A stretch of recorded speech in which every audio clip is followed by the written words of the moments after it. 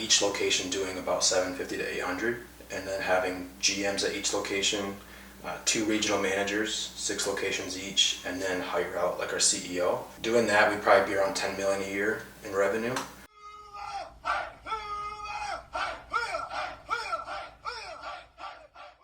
Today we have Sam with Troops Mowing with us. He actually drove up from Hutto, Texas, and we are doing our first ever podcast at the new Military Lawn Cuts headquarters. So welcome. Thank you. To the channel and everything. Thank you. We did have Sam on the channel. What was it, like a month ago or so? Yeah. We had like a video interview. You helped. I think we were talking about something with P4P. But yeah, it was about a month ago. Yeah. So I've got a little bit of information from you from the previous when you were on the channel. So I know from last year you did roughly 400,000 in revenue, and obviously you're a veteran. So give maybe our channel a little bit more like just background about you and kind of where you're at today and kind of what's going on. Sure. So similar to Will, I'm a veteran of the United States Army. I did 6 years. I was in air defense, got out as a staff sergeant, and shortly after that, my wife and I, we moved to Austin, Texas, or a suburb of that. Felt God pushing me towards lawn care, and we started that up. We are currently like on our 2.5 year. I did solo the first few months. Last year we did close to 400. This year will probably be 750. And then thanks to Will, we're also going to be opening up our second location next year. We're kind of getting the ball rolling doing that now with opening our Google page and putting those customers on Copilot. And that's kind of where we're at. So I have a wife, we have a 6-month-old son, keeps me busy and tired. And that's kind of where we're at. That's awesome. Yeah. So maybe share with me like a little bit of the background. So like obviously 6-month-old child, which is amazing. Congratulations on that. How do you handle life and business and just managing all of that with your team members and all of that with personal life? Yeah, I mean, that's a great question. So I have to acknowledge my wife. I couldn't do it alone, and she's just like, I always tell her, she's like the glue and the rock of our family. Even though she works also a full-time job, she just is such a good mom, and she'll get up at night with our son, and she's the best thing that's happened to both him and I. So without her, none of this is possible. Going towards business, I just get up super early and hit the office probably around like 6:15 in the morning, and then all of our crew gets there at 7:30. We'll work all day, and I'll come home and try to take off my hat and be a husband and a father, even though I might be dead tired. But yeah, that's kind of I try to do my best to balance all of that. But to answer your question, without my wife, none of this would be possible. Yeah. Wow, that's amazing. Yeah. That's I'm sure a lot to be able to manage, but it seems like you're doing really well because you're looking at opening up a second location and really growing.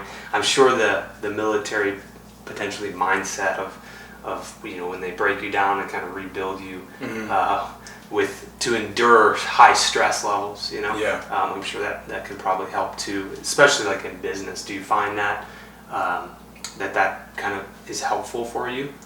Yeah, I mean, it definitely laid the foundation of resilience. But I've also found myself like outside of that mental practice too.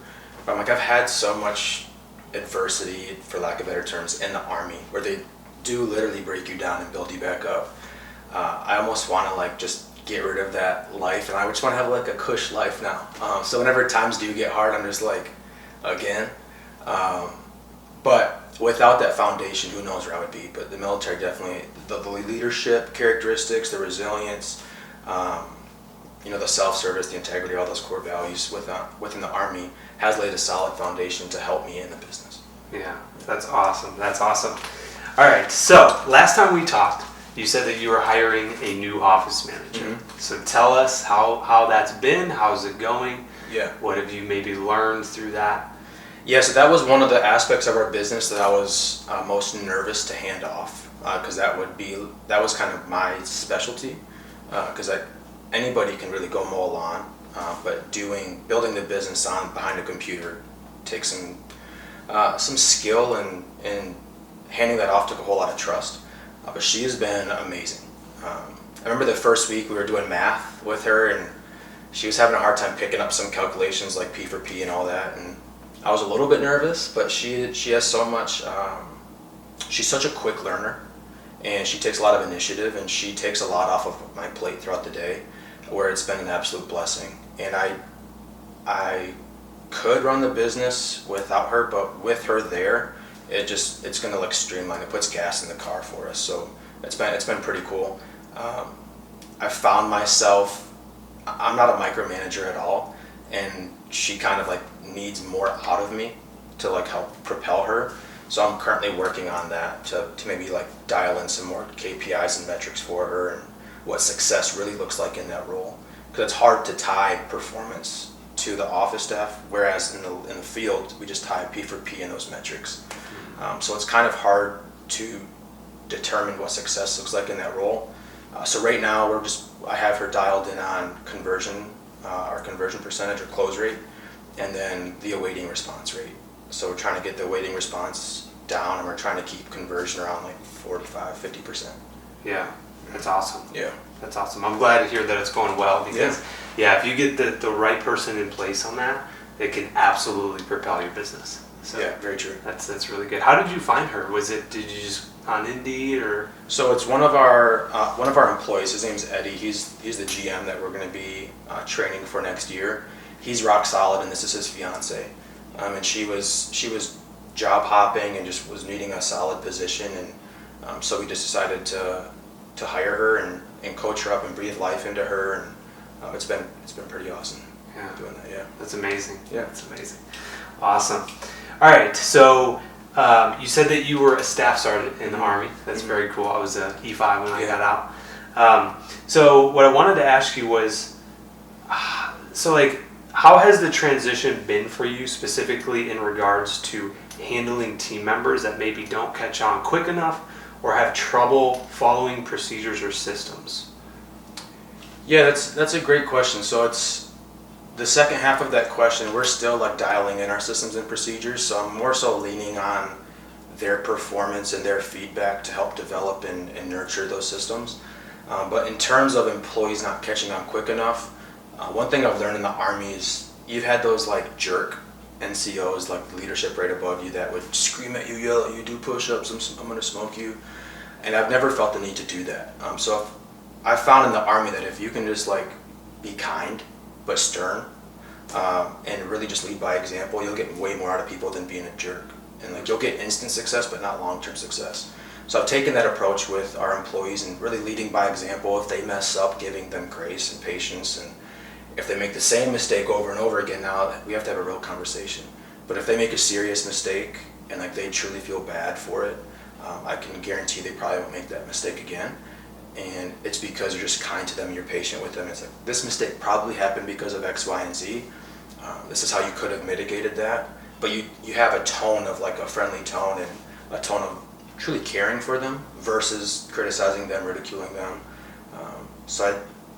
Those characteristics and attributes from the Army in regarding leadership has really helped nurture our employees. Yeah, that's awesome. Yeah. That's really cool. I like that approach. Mm-hmm. I definitely like that approach. All right. So this year, so from January 1st up until now, what has been your biggest high and your biggest low in the business? Man, that's a good question. Our biggest high is we and I feel like this is my instant answer. I'm gonna get in my truck. I'm gonna be like, no, it's something else. But my biggest high that instantly comes to my mind is we had an amazing May. Like we absolutely surpassed our goals for May. So that was pretty cool to see, and we got to share some of those fruits with our employees and give them some bonuses and everything. We had one of our employees make over $40 an hour on P for P, wow, which blew my mind. I'm like, you're a doctor, dude. You just mow lawns. Yeah. And so seeing those successes, and I guess another high is we have a lot of employees who came from rough backgrounds, and we see the growth in them just by being kind and like breathing life into them. We see that breaking them down almost, and realizing that they have opportunities and they have a real chance of having a great life that they did not get to see growing up. And so getting to see that growth has been a true high. A low, nothing truly comes to mind, which is awesome. I would say just kind of entering spring rush and training and having to train people. That just takes a lot of, mental capacity and time and money. So that would probably be our low. Yeah. Yeah, that was a really good question. I'm going to get in my truck and, my gosh. But That's okay. Next time on the pod, you can answer it. yeah. So what do you think is the best part about being a business owner for you? Best part about being a business owner is having control of your life. My wife has a different perception of what a business owner is. She's like, you can just get the kid whenever. I'm like, yeah, but then I replace that time at like 11 p.m., right? So it's like you have to trade off time. But having that flexibility to trade off time would be the best aspect of being a business owner. You can really be there for your family. Like when my son grows up and he has baseball games, Lord willing, he's in sports. If he has a sport, I can go to it. So having that flexibility to just be around family is the best part about being a business owner. Yeah. Yeah. That's awesome. Yeah, and the flexibility, because Yeah. I'm the same way of just like having that flexibility of like not necessarily having to ask somebody to be like, hey, can I take the afternoon off to Yeah. go handle this, is huge. So But to that, I also feel guilty by taking time off. Yeah. Especially if my guys are like out in the field, I almost still like ask them. Like they're not gonna tell me no, but I just feel bad Yeah. if I'm gonna be like, hey, I'm gonna go pick up my kid from daycare, and they're like, we have like 10 lawns left. So I'd still feel guilt. So it's like I don't take advantage of it. But yeah, the flexibility is huge. Yeah, Mhm. I'm the same. I Yeah. feel guilty too sometimes when I'm not there with them. Just shows that you care. Yeah, and I think I don't know if that's like maybe an enlisted military approach of like lead by example, Mhm. right?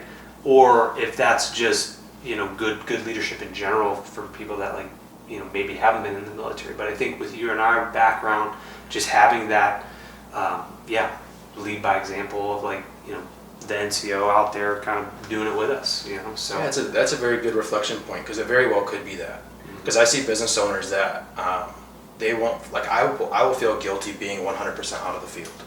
Like I don't even know if I can do that. Financially, yeah, but like emotionally, I'm just gonna feel bad. And it very well could be a veteran thing. 'Cause like they tell you like you shouldn't eat before your soldiers. Like your soldiers should be the first one to eat. And so yeah, it's probably exactly what it is. Yeah, it's good. It's a good foundation. Yeah, built it really up is. for sure. All right, so whether this be, I would say let's tailor this to more in the field. Mhm. Okay, so what qualities or skills do you look for when you're taking someone through that hiring process? Like, are there any key qualities or key things that stand out that you're like, okay, I see that, or like what is your focus on that really gets you going and like kind of excited about somebody who you're taking through the process? I like when we're interviewing people, I love people that ask questions at the end of the interview. It shows a sense of initiative. If they're just like, no questions, like I'll just wait for the offer. Like, it doesn't sit well with me. So when people ask questions at the end of the interview, it shows a sense of initiative, which I think is important if that person is going to be away from your like direct supervision out in the field. You want somebody that's going to take initiative. With us being on P4P, I also really love people who are money motivated. Because then they're just going to go out and get it. And then just self-starters. Like if I come in the morning and they're just like sitting down waiting for like the blades to be sharpened, like you can go sharpen the blades. So to sum it up, it would be self-starter, takes initiative, and money motivated would be the biggest things. And then anything else you can train. Yeah, interesting. Yeah, those couple of those like really ignited of like, okay, yeah. We kind of do the same or similar, but that's good. All right, so what is your biggest challenge or struggle right now that is keeping you from getting to that next level? Like, what are you what's that 5 or 10 meter target that like you're like, hey, we really need to tackle this to get us to that next level? Systems for sure. So I think it ties back into the guilt that I feel of not being in the field with the guys. My time is better spent behind a computer or just like dialing in systems. But that guilt holds me back from working on the business. And so I think that would be my biggest struggle, would be taking the time to actually like figure out systems and doing all of that.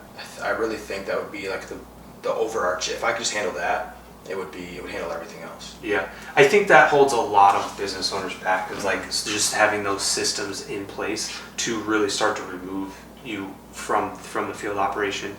I think for us, because we've obviously, I think, have passed. I mean, I'm out in the field now, but there's different seasons, right? There was, I think, in the beginning of the year, I don't think it was like 4 months before I mowed a lawn, and so like there's different seasons and stuff. But yeah, I think that's a really good. It's good for myself or Larissa, who's like may not be in the field, to like go back into the field for a little bit and like embrace that again. Yeah. And then it just reminds us of how physical it is and all that stuff, and how we need to continue to appreciate the team every morning, be there for them. Sometimes their feet hurt or they have blisters. Hey, what do you guys need? So we have like liquid IVs that we give them. Clutch. Yeah, they're amazing. Yeah. What percentage of the time would you say are you field versus office? It changes. Right now, I would say 50% of the time I'm in the field. And what I'm doing, and this is only because I'm building out our Salina location. If I wasn't doing that, it'd be maybe 2 hours in the field every day. Oh, wow. Just to help the team until that new hire starts next week or the following week. Then I probably wouldn't be in the field at all. But yeah, there's different seasons. Right now, it's about 4 hours a day. Yeah. And I try to, because it's so hot, I'll work from like 7 to maybe 11 or noon, and then I'll get back in the office and do higher level stuff, because like, I know that needs to get done, and my time, like, not to say that mowing is like not an important task in the business, but I mean, somebody who's making 15 an hour, 17 an hour can do that, right? And like, my time and my value is double that, maybe triple that. So like, how do I need to start to allocate my time to some of those higher level stuff, And that's what we're even thinking too. Like the other day, I'm handing out flyers. Yeah. I'm like, I can pay somebody 15, 20 an hour to go do this. But, and that's kind of all the things that we're rethinking, and like, it's good content for the channel and all that stuff. And it's like, I'm not afraid, like, and you're probably not afraid either, to get out there and like get in the gritty of it and like really kind of push them over, and kind of lead by that example. So, that's awesome. Yeah. All right. What is the long-term goal and vision for Troops Mowing? Yeah. So we have what we call a 10-year goal, but us both being a man of faith, I kind of struggle with that, because I always have to put God willing at the end of the 10-year goal, because I don't want this to be a Sam thing. Like, I want it to be a God thing. So if it's God's will for our 10-year goal to happen, so be it. But in that universe where it is God's will, our 10-year goal is to have 12 different locations, all within like our metroplex, each location doing about 750 to 800, and then having GMs at each location, 2 regional managers, 6 locations each, and then hire out like our CEO, and then kind of being like a silent investor at the very top of it. Yeah. And we would have like an office manager and like that staff handling like all of the overflow quotes and emails and phone calls, and then probably like a CFO, and then that would be our goal. Doing that, we'd probably be around 10 million a year in revenue, and I'd imagine we'd be like 15% profitable, if my math is correct, which I'm probably overshooting it or undershooting it, who really knows.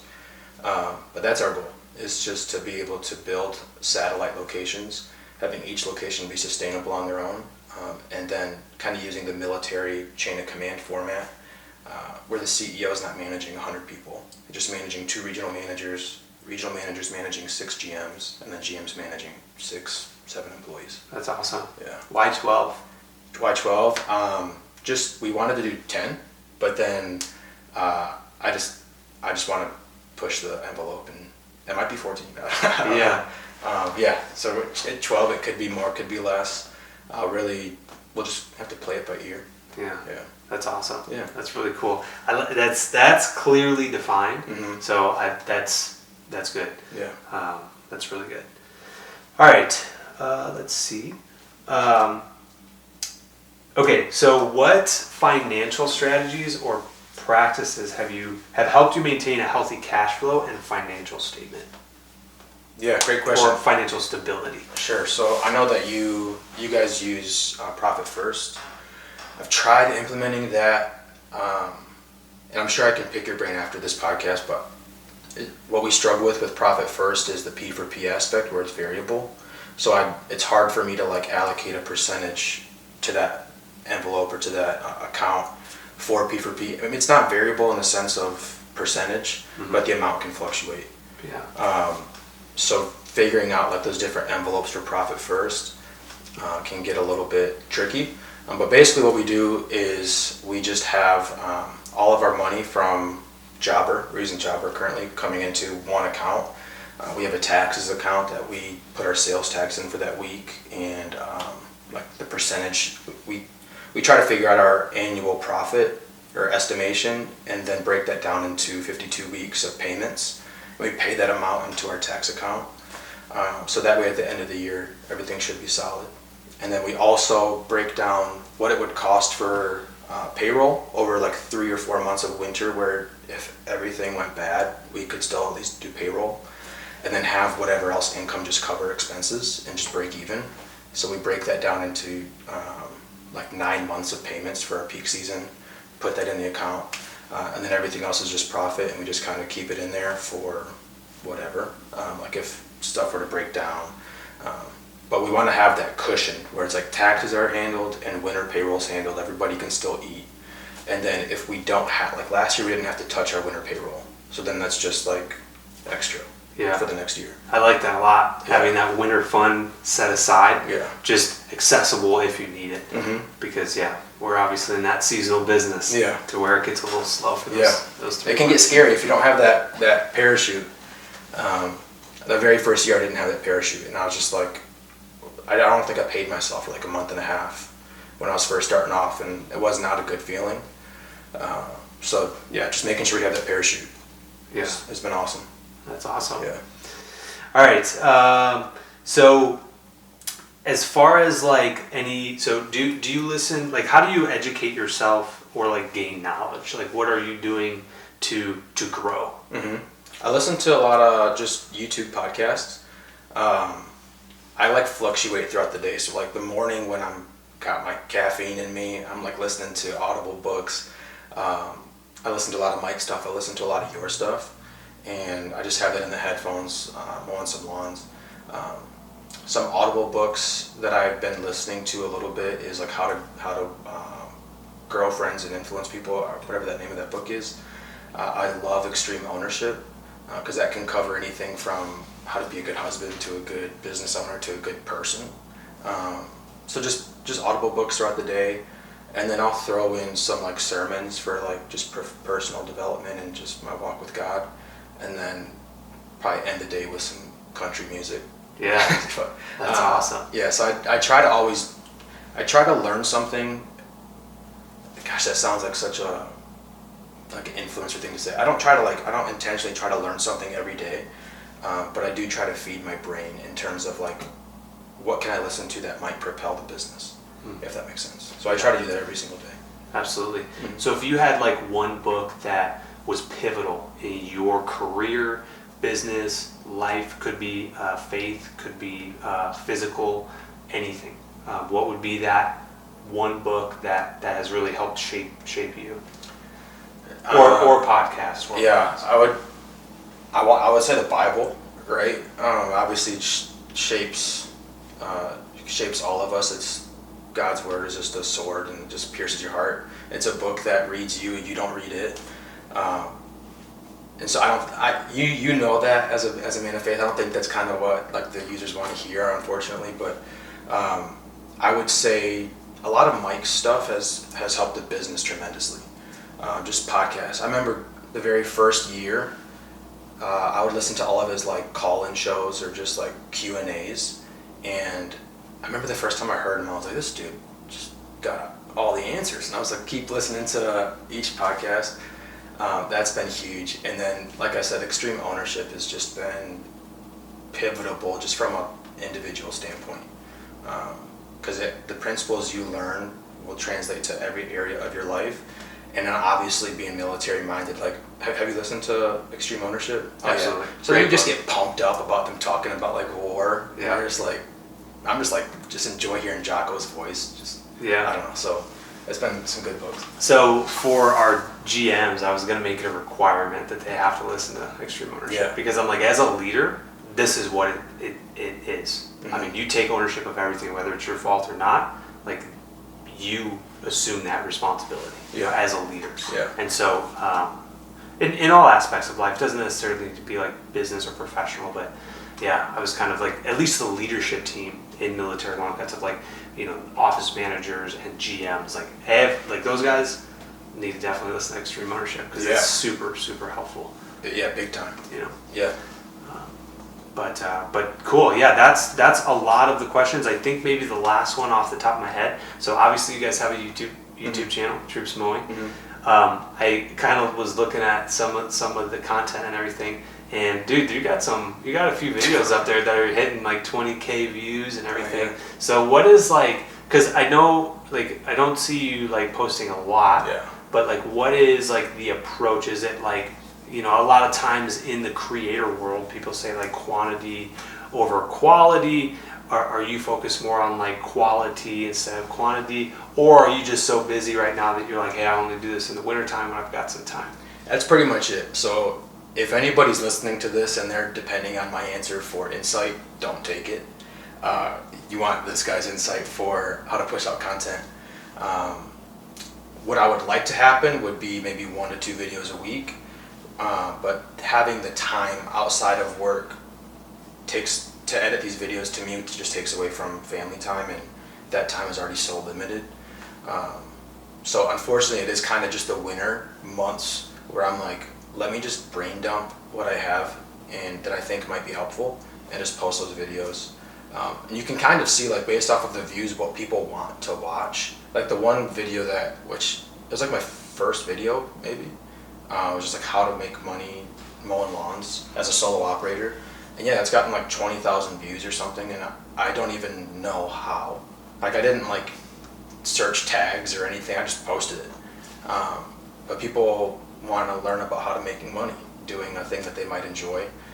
And so leaning into that content, I think both you and me are big numbers guys, so being able to break down like when should you go full time is one of the videos, or how to set prices. I think it's helpful because I remember when I first started watching YouTube videos to help me grow the business, I remember watching a video on like, what do I do with the grass clippings on the sidewalks? And like that, now it's like a no-brainer. It's like, dude, blow it into the yard. But I was like, will they get mad if I blow it into the... I remember just watching videos like that. So looking where I'm at now versus even just watching that video, the amount of growth that I've gotten from content creators like you and Mike and whoever else has truly transformed. Gosh, it sounds so cheesy. It's truly transformed my life, and it's going to impact my kid's life one day because of just people posting on YouTube. Sounds so like weird to say that, but it's going to change my kid's life just because I watched some dude blow grass clippings into a yard. Yeah. And so like gradually you like you mature in the content that you consume. But yeah, so my strategy is just whenever I have time, do it. Yeah. Not the strategy you should deploy, but it is what it is. Well, cool. Well, thanks for coming on. We're gonna probably wrap this up. Yeah. So tell the viewers like where they can find you, reach out if they have questions to either A, get to know you, or B, get advice from you. Sure. Yeah. I mean, I'd love to hear from everybody if they wanted to get in contact. Website troopsmowing.com, Instagram Troops Mowing LLC, Facebook Troops Mowing. The quickest way if you wanted to get in contact with me would just be email.